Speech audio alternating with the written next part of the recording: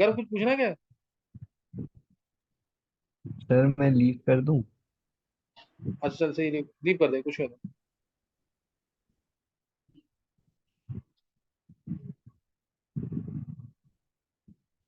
देखो अब इसमें, इसके बाद लास्ट में मैंने बता दी, तो मैं P1 V1 P2 लगा देना बस। Pressure one, V1, pressure one कितना है अभी तुमने निकाला? प्रेशर वन कितना होगा? 0.1 × R × T 272 divide by volume 1 decimetre cube.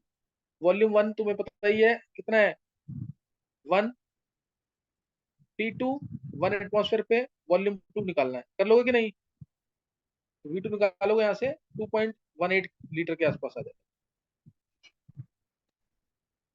ये समझ आ गया कि नहीं? Yes sir. ये इस तरह से करना क्वेश्चन। तो ये अभी बेसिक क्वेश्चंस करवाए हैं मैंने, ये इसके सही ना, बेसिक क्वेश्चन सॉल्यूशन के हो चुके हैं। अब इलेक्ट्रोकेमिस्ट्री के जो टॉपिक हुए हैं ना, उनके न्यूमेरिकल चेक कर लेंगे। निश्चय कर दो एक बार। हाँ यहीं से बिल्कुल। ये यहाँ पे इसका पहला क्वेश्चन है, जो मैं तुम्हें करवा चुका हूँ कि नहीं, कोई डाउट है तो इसमें से पूछ लो, ये सारे क्वेश्चन हो चुके हैं इसके अंदर।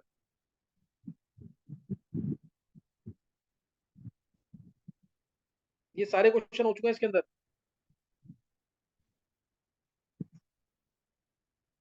डिफाइन और वोल्टेज बाउल वोल्टेज बता दिया।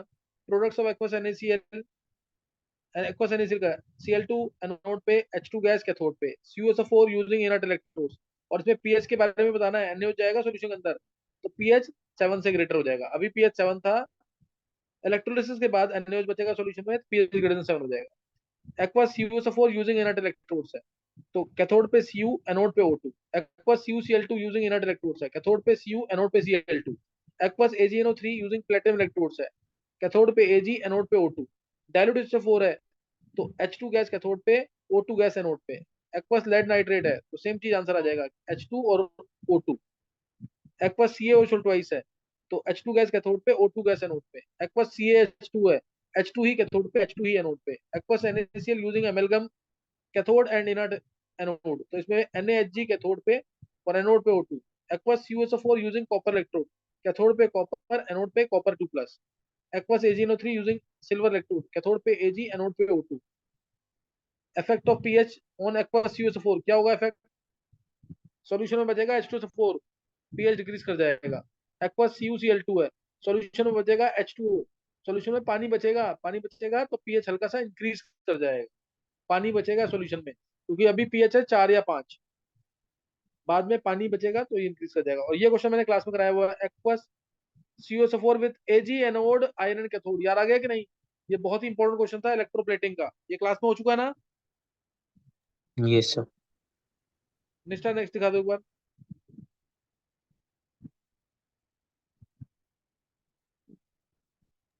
सर इसमें वैल्यूज नहीं आ पाई थी, गिवन के आगे कुछ वैल्यूज गिवन थी, वो नहीं आ पाई। अच्छा वैल्यूज नहीं आ पाई। अच्छा, ये क्वेश्चन बहुत इंपॉर्टेंट है इसलिए, चलो वैल्यूज मैं बता देता हूँ। वैल्यूज मैं अपनी तरफ से लिखता हूँ ऐसे ही। E naught of A plus से ए की वैल्यू दे रखी है suppose -1.5 volt. E naught of B plus से बी की वैल्यू दे रखी है -2.5 volt. E naught of C plus से सी की वैल्यू दे रखी है माइनस, माइनस प्लस ले लेना, +2 volt. E naught of A3 plus से A2 प्लस की वैल्यू दे रखी है से 1.8 volt. E naught of B3 plus से B2 प्लस की वैल्यू दे रखी है 2.4 volt. E naught of C3 plus से C2 प्लस की वैल्यू दे रखी है -1.5 वोल्ट, -1.9 वोल्ट, -1.9 वोल्ट। तुम्हें बताना है इसके अंदर स्ट्रॉन्गेस्ट रिड्यूसिंग एजेंट कौन सा है, यानी बात कर रहे हैं हम ए की, बी की और सी की।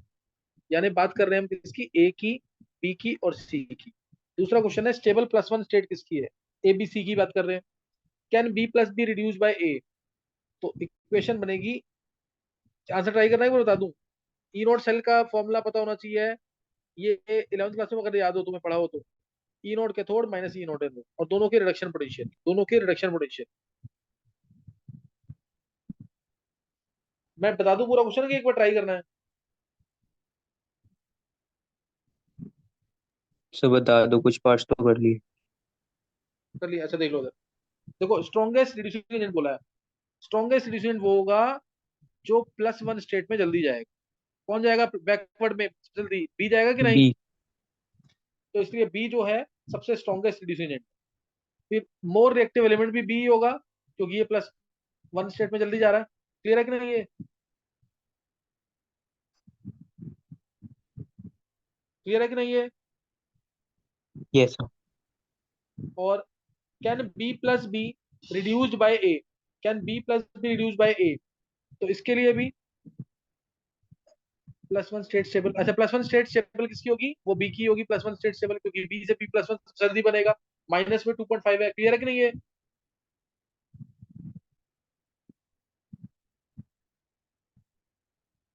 Yes sir. अब can B plus be reduce by A? तो इक्वेशन बनेगी ये बी प्लस प्लस ए। तो ऑक्सीडाइज हुआ ए प्लस प्लस बी। ये क्लियर है कि नहीं कि जो मैंने लिखा है चित्रांश देख, क्लियर है ये? Yes sir. तो यहां से आ जाएगा ए से A plus salt bridge, B plus से बी। क्या क्लियर है? Yes sir. तो यहां से आ गया, यहां से आ गया ई नोट सेल जो होगा वो यहाँ पे होता है एनोड, लेफ्ट पे, राइट पे कैथोड। ई नोट कैथोड माइनस ई नोट एनोड। तो कैथोड पे क्या था? बी। बी की रिडक्शन पोटेंशियल की वैल्यू कितनी है? -2.5। -2.5। और एनोड पे क्या है? ए। ए की रिडक्शन पोटेंशियल की वैल्यू कितनी है? -1.5। तो -1.5 सॉल्व करने पर आया -1 वोल्ट। ई नोट सेल नेगेटिव, तो क्या रिएक्शन होगी?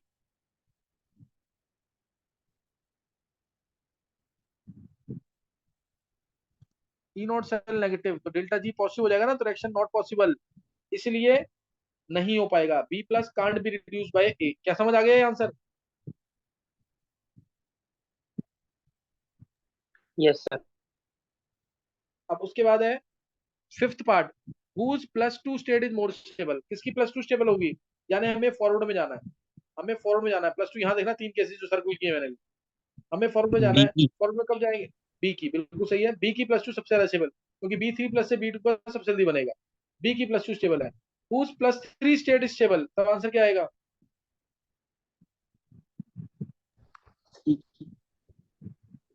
ये तब कर लोगे ना?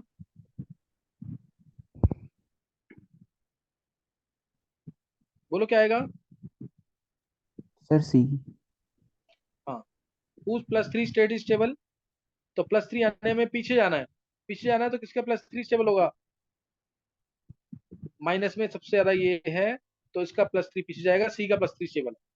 और फिर last question, can A2+ be oxidise by B3+? तो इक्वेशन बनेगी A2+ को ऑक्सीडाइज करना। किससे? B3+ से। तो A2+ से बनाना है A3+, B3+ से बनाना है B2+। सेल का रिप्रेजेंटेशन यहाँ पे एनोड, A2+ से A3+ एनोड। और सॉल्ट ब्रिज लगाना। ये पार्ट नहीं समझ आ रहा ना, आगे जाके समझ आ जाएगा, आगे कराना मेरे को भी। B3+ से B2+। अब ई नोट सेल होगा, ई नोट कैथोड माइनस ई नोट एनोड। राइट पे होता है कैथोड, यानी B3+ से B2+ वाला। और लेफ्ट पे होता है एनोड। इसका भी रिडक्शन पोटेंशियल लेना है। यहाँ हो ऑक्सीडेशन रहा है, लेकिन लेना क्या है? Reduction potential. हमेशा क्या लेते हैं? कैथोड माइनस एनोड में रिडक्शन पोटेंशियल। कैथोड में बी का लेना है। बी का कितना है? 2.4। एनोड पे ए का लेना है। ए का कितना है? 1.8। तो 2.4 -1.8 आंसर आया 0.6। पॉजिटिव है तो पॉसिबल। क्या समझ आ गया? Yes sir. तो यस ये एक सर। इंपॉर्टेंट क्वेश्चन है। ये बहुत इंपॉर्टेंट क्वेश्चन है ये। इसको जरूर करना। जैसे इससे अगला क्वेश्चन देखोगे तो वो अब हो जाना चाहिए। ये नोट कर लिया तुमने?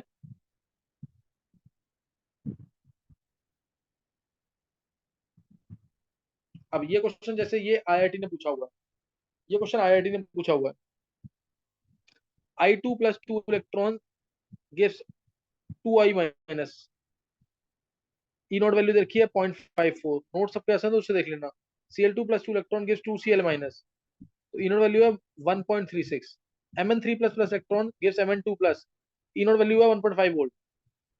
Fe3 plus plus electron gives Fe2 plus, E naught value है 1.36। सेम है वैल्यू इसकी, और H2O वाले की वैल्यू दे रखी है 1.23 वोल्ट। तो बताना है करेक्ट स्टेटमेंट कौन सी है। Cl minus is oxidised by O2, वही सेम चीज करनी है, Cl minus is oxidised by O2। ये हो पाएगा क्वेश्चन कि नहीं?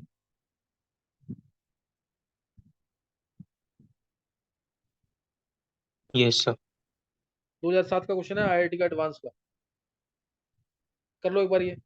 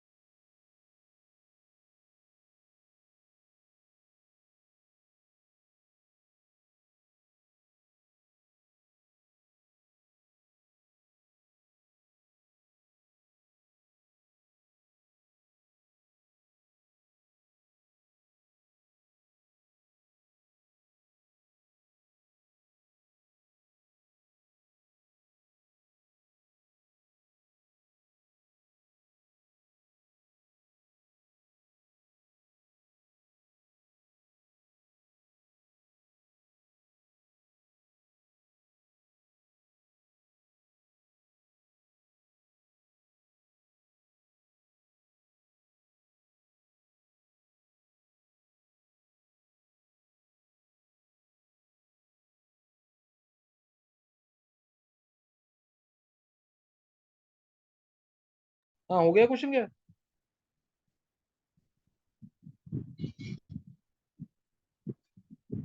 चित्रा कुछ हुआ क्वेश्चन? Yes sir. चलो कौन बताएगा आंसर इसका पहले, क्या आएगा आंसर सर इसका? इनका थर्ड पार्ट आएगा। सर देखो, identify correct statement. Cl minus is oxidised by O2, Cl minus is oxidised by O2, Cl minus वाली टर्म यहाँ पे, ई नोट वैल्यू 1.36 है रिडक्शन पोटेंशियल। Cl माइनस यहाँ पे एनोड है, ध्यान रखना ऑक्सीडाइज हो रहा है ना ये, तो ये एनोड है। Cl माइनस प्लस O2, ध्यान रखना ये Cl माइनस एनोड है। यहाँ पे कुछ भी मान लो तुम, Cl2 बनेगा, और O2 वाली इक्वेशन कहाँ पे है? O2 वाली इक्वेशन ये रही, O2 से H2 बन रहा है, O2 से H प्लस डाल करके H2 बन रहा है ना यहाँ पे, तो O2 माइनस भी मान सकते हो उसको। तो अब एनोड के कैथोड लगा लो, Cl माइनस, Cl2, O2 से O2 माइनस, तो ई नोट सेल क्या होगा, मैं एक बता रहा हूँ बाकी तुमको ट्राई करना। तो O2 से O माइनस, ये कैथोड ये रहा, वैल्यू है 1.23, रिडक्शन पोटेंशियल ये है 1.23 माइनस 1.36, सॉल्व किया, माइनस 0.13 वोल्ट आ रहा है, नॉट पॉसिबल। क्लियर है कि नहीं ये? क्लियर है? Yes sir. फिर Fe2 plus is oxidise bye I2, तो Fe2 प्लस से बनाना Fe3 प्लस, मैं डायरेक्ट लिख रहा हूँ ये, और O2 से I2 से बनाना I माइनस, ये कैथोड ये एनोड। I2 वाले की वैल्यू है, I2 वाले की वैल्यू दे रखी है इसमें, I2 कहाँ पे है इसमें, ये रहा 0.54, 0.54 वैल्यू है इसकी, 0.54 माइनस, और Fe2 प्लस वाले की वैल्यू, उसकी वैल्यू 1.36, तो 0.54 minus 1.36 again not possible. Clear है कि नहीं? ये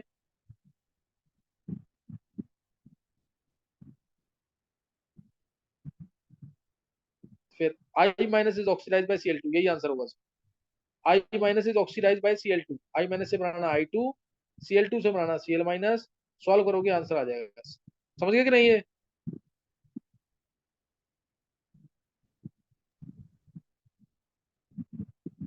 चित्राक्ष क्लियर हुआ तेरे को? Yes sir. जैसे ये अगर नहीं भी समझ आ रहा ना क्वेश्चन, ये आगे जाके नेक्स्ट क्लास में मैं जब इलेक्ट्रोकेमिकल सेल पढ़ा दूंगा ना, तो ये क्वेश्चन बहुत क्लियर हो जाएगा। बस कैथोड माइनस एनोड लगाना होता है और दोनों का होना चाहिए रिडक्शन पोटेंशियल। ये लाइन सबसे इंपॉर्टेंट है, दोनों के रिडक्शन पोटेंशियल को माइनस कर, उससे हो जाएगा क्वेश्चन। सेवंथ क्वेश्चन निकाल लिया। सेवंथ मेन क्वेश्चन स्टार्ट हो रहे हैं यहाँ से। सेवंथ क्वेश्चन निशा निकाल लो, सेवंथ क्वेश्चन के बाद। हाँ, ये करना है आप जल्दी से, निकालो आंसर इसके। Calculate number of faradays and coulombs required to convert 3 mole of Fe3 plus 2 Fe। निकालो जल्दी से।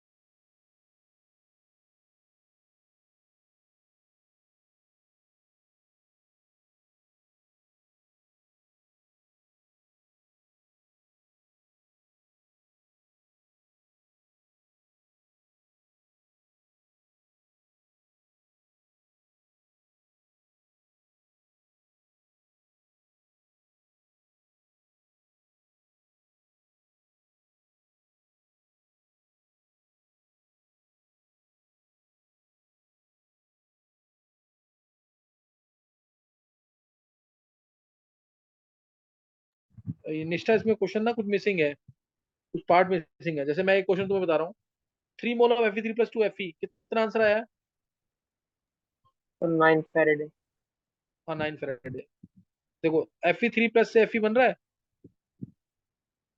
3 इलेक्ट्रॉन गेन करेगा Fe।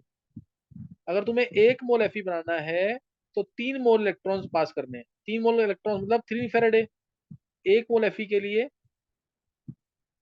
3 फैराडे आंसर आएगा। तो 3 मोल Fe के लिए 9 फैराडे। और 9 फैराडे मतलब 9 इंटू 96500, ये पूरा ऐसे लिखना है तुम्हें कूलम। बी पार्ट है 1 मोल ऑफ MnO4 नेगेटिव से Mn2 प्लस बनेगा। ये देखना, ये मिसिंग है यहाँ पे। MnO4 नेगेटिव से Mn2 प्लस,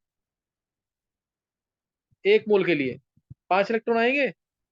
तो 1 मोल MnO4 नेगेटिव के लिए 5 मोल इलेक्ट्रॉन यानी 5 फेरेडे। तो 1 मोल के लिए चार्ज आएगा 5 फेरेडे। 5 फेरेडे मतलब 5 × 96500 कूलम। क्लियर है कि नहीं? Yes sir. Yes sir. अब ये समझ आ गया तुम्हें? अब ऐसे ही तुम आगे करोगे।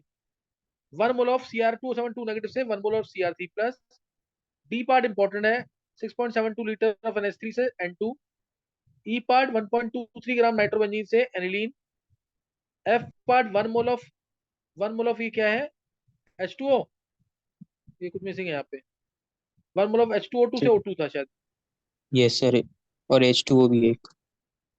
हाँ, एक है 1 मोल ऑफ H2O2 से O2 और एक है 1 मोल ऑफ H2O से O2, यही है ना? Yes sir. और लास्ट वाला 1 मोल ऑफ Na2H2O3 से Na2H4O6। करो जल्दी से। सर हो गए। सारे कर लिए हैं? Yes sir. बाकी सबने भी कर लिए सारे? Yes sir. सबने ट्राई कर लिए क्वेश्चन वाले? Yes sir. चलो देखेंगे फिर देख लो आराम से। देखो 6.72 लीटर नहीं, 1 मोल ऑफ Cr272 नेगेटिव से Cr3 प्लस, तो 6F आएगा इसमें। ये क्लियर है ना आपको? 6F, 6 इलेक्ट्रॉन आएंगे यानी 6F। फिर 6.72 लीटर NH3 से N2। D part 6.72 litre NH3। तो 6.72 लीटर मतलब 6.72 डिवाइड बाय 22.4, पहले मोल्स निकाल लेंगे तो ये 0.3 मोल आ गए। 0.3 मोल आ गया। NH3 से N2, 2NH3 N2, 6 इलेक्ट्रॉन आ जाएंगे। 6 इलेक्ट्रॉन आ गए तो ध्यान रखना 2 मोल NH3 के लिए 6F। 2 मोल अगर NH3 तुम्हें खत्म करना है तो 6F पास करना पड़ेगा। 0.3 मोल NH3 के लिए 0.3 6F बाई 2 इंटू 0.3, तो आंसर आ जाएगा कितना? 0.9F।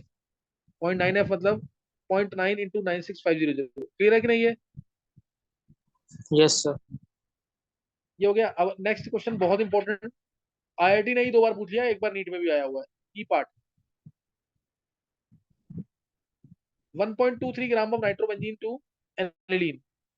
1.2 नाइट्रोबेंजीन से एनिलीन, 1.23 ग्राम नाइट्रोबेंजीन से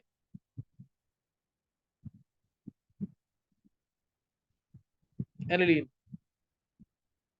तो ये तुम इसको डायरेक्ट भी सोचोगे, किसी भी तुम कार्बन पे चार्ज निकाल लो चाहे नाइट्रोजन पे चार्ज निकाल लो, सब पे सेम आएगा, एक ही चीज आएगी सब में। प्लस आया, 6 आएगा। प्लस माइनस, यहाँ प्लस यहाँ माइनस, प्लस से प्लस कैंसिल हो जाएगा। NO2 माइनस यानी N पे +3, यहाँ पे N पे -3 आएगा। 6 इलेक्ट्रॉन आ जाएंगे इधर। तो 6 इलेक्ट्रॉन आ गए। 1 मोल नाइट्रोबेंजीन के लिए 6F। और 1.23 ग्राम नाइट्रोबेंजीन मतलब 1.23 डिवाइड बाय 123, ये 0.01 मोल हो जाएगा। सही ना? 0.01 मोल के लिए, 0.01 मोल के लिए कितना आ जाएगा? 0.06F। 0.06F। क्यू की वैल्यू आएगी 1 मोल के लिए 6F, 0.01 मोल के लिए 0.06F। 0.06 फेरेडे। समझ आ गया कि नहीं? 0.06 फेरेडे। ध्यान रखना, अगर तुम्हें ये मैं ये मान रहा हूँ कि 100% चार्ज जो है वो कन्वर्ट कर रहा है नाइट्रोबेंजीन को एनिलीन में। 100% चार्ज कन्वर्ट कर रहा है। मान लो अगर चार्ज जो जा रहा है, करंट की एफिशिएंसी जो है वो कम हो जाए, जैसे 40%, 50%, 60% ऐसे हो जाए, तब तुम्हें चार्ज कितना पास करना पड़ेगा बता सकते हो? मान लो 50% करंट की एफिशिएंसी है, तो चार्ज सर कितना तो पास करना पड़ेगा? डबल करना पड़ेगा, 0.06 हाँ, डबल डबल। करना पड़ेगा। हाँ, डबल करना पड़ेगा। ध्यान रखना चीज का। अगर तुमने 50% कर दिया इसका 0.03F तो गलत हो जाएगा तुम्हारा। 0.12F आएगा आंसर, 0.12F, अगर 50% करंट की एफिशिएंसी है तो। और तुम्हें 1.23 ग्राम नाइट्रोबेंजीन को रिड्यूस करना ही है, तो फिर डबल के चार्ज हो जाएगा। अब 1 मोल ऑफ H2O2 से O2, F part 1 mole of H2O2 से O2, तो उसके लिए O2 माइनस O2 की पावर ये 0 आएगा, तो 2 इलेक्ट्रॉन आएंगे। तो 1 मोल ऑफ H2O2 के लिए 2F, क्यू के लिए आएगी 2F, यानी 2 into 96500, 2 into 96500। 1 mole of H2O2 O2, जी पार्ट CO2, तो 2 लगा दो यहाँ पे, चार्ज यहाँ आएगा -2, यहाँ पे 0, 4 इलेक्ट्रॉन आएंगे। 2 मोल H2O के लिए 4F, तो 1 मोल H2O के लिए अगेन 2F आंसर। क्लियर है कि नहीं है? Yes sir. लास्ट पार्ट ये भी इंपॉर्टेंट है, H part. 1 mole of Na2H2O3 से लेकर से बनाना है Na2H4O6। ये कैसे होगा? सर पहले एटम बैलेंस कर लेंगे। हाँ, 1 मोल ऑफ Na2H2O3 से Na2H4O6, ये बहुत इंपॉर्टेंट है। 8 फैराडे आएगा। कितना? 8F। 8F नहीं, गलत है, देखो पता चलता ये सर गलती 1F। होनी चाहिए यहाँ पे। 1F आएगा आंसर इसमें। Na2H2O3 से Na2H4O6 है ना, यानी S2O3 2 नेगेटिव से S4O6 2 नेगेटिव, यहाँ पे 2 आ जाएगा कि नहीं? है यहाँ पे चार्ज आएगा +2, यहाँ पे चार्ज आएगा +5/2।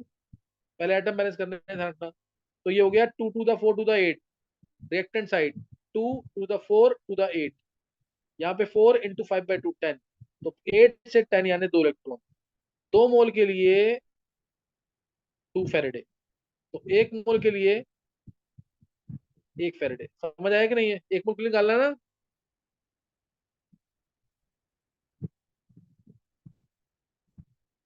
ये क्लियर हुआ कि नहीं है? Yes sir. तो ये एक बहुत ही बेसिक क्वेश्चन है और बहुत ही इंपॉर्टेंट, स्पेशली नाइट्रोबेंजीन और Na2H2O3। अब नेक्स्ट पार्ट निकाल लेंगे इसमें। नेक्स्ट पार्ट जो क्वेश्चन है इसके एक्चुअल में जो क्वेश्चन है,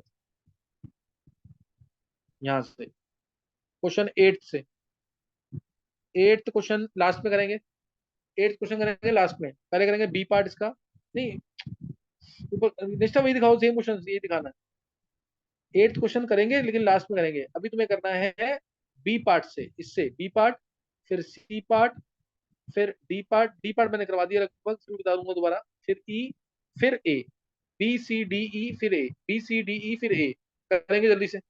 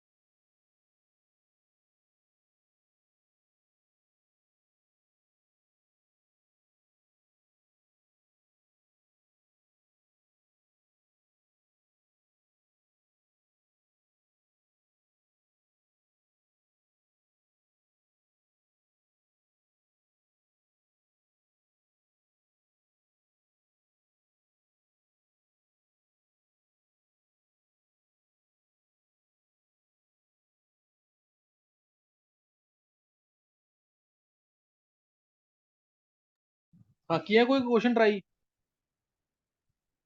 पी वाला हो गया। बी वाला, बी वाला हो गया क्या? ये सर बी हो गया। बी हो गया, बी देख लेंगे पहले। देखो B question, electrolysis of metal salt was carried out by passing current of 4 ampere for 45 minutes which results in 3 gram deposition of the metal.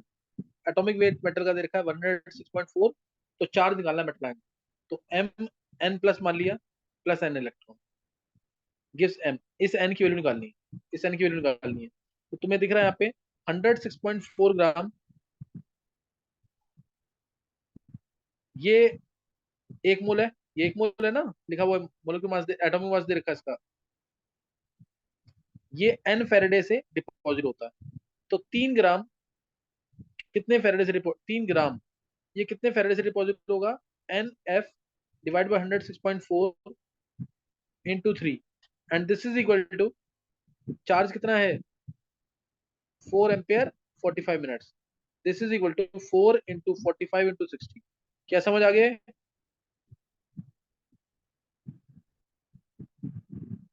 तुम उसको उल्टा भी लिख सकते हो, एन फेरेडे से 106.4 डिपॉजिट हो रहा है, तो 4 एम्पियर 45 मिनट से कितना डिपॉजिट होगा?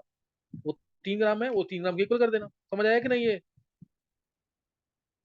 Yes sir. और डायरेक्ट फॉर्मूले से करना है तो M equal to Z Q होता है। मास 3 ग्राम डिपॉजिट हुआ, जेड होता है equivalent weight by 96500। Equivalent weight किसका? मेटल का। 106.4 divide by metal, equivalent weight इसका बाय में एन, बाय में एन आ जाएगा इंटू 96500 इंटू क्यू, क्यू को लिख देंगे आई इंटू टी, यानी 4 इंटू 45 इंटू 60। सेम चीज आएगी, एन क्यू निकालना, एन क्यू 3 आ जाएगी। दो तरीके बताए हैं, दोनों तरीके से आना चाहिए तुम्हें। समझ आ गई कि नहीं है? Yes sir. C part try कर, सी पार्ट मैंने क्लास में करा दिया अगर तुम्हें ध्यान हो तो। सी पार्ट ट्राई कर लिया क्या?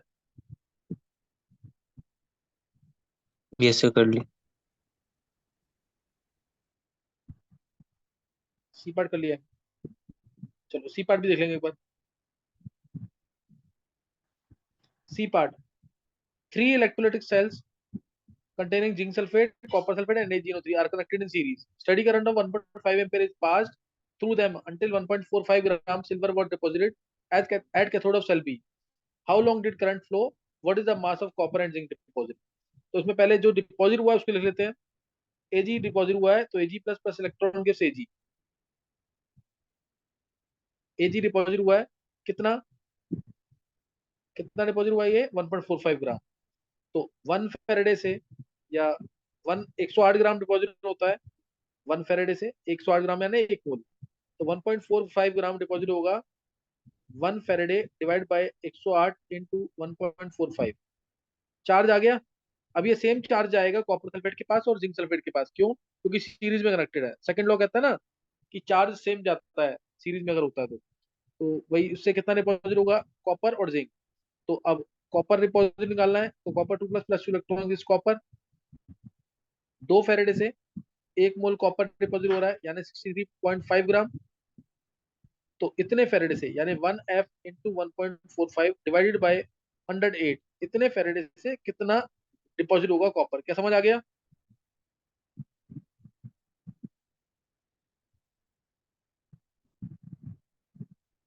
ये आगे यस समझ के सर। नहीं? और this is also equal to I into T, this is also equal to I into T. और इधर से तुम्हें आई दे रखा है, 1.5 एम्पियर करंट थी, तो टाइम निकल जाएगा इससे सेकंड में। समझ आया कि नहीं? Yes sir. निश्चय समझ आ रहा है सारा? Yes sir. अब एक क्वेश्चन और है, इसी को दूसरे तरीके से, इसी को तीसरे दूसरे तरीके से। मास डिपॉजिट हुआ सिल्वर का 1.45 ग्राम, तो मास इज टू लगाएंगे Z Q, 1.45 is to Z, Z होगा इक्विवेलेंट वेट यानी 108 बाय 1 इंटू 96500 नीचे,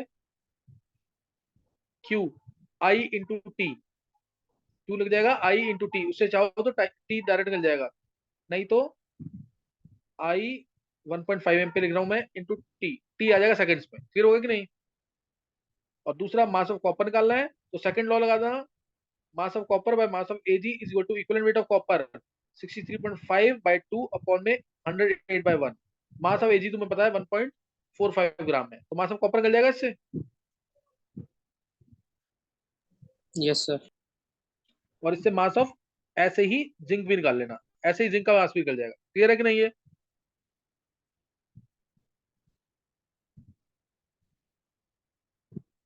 सही ना, मास ऑफ जिंक भी निकल जाएगा ऐसे ही।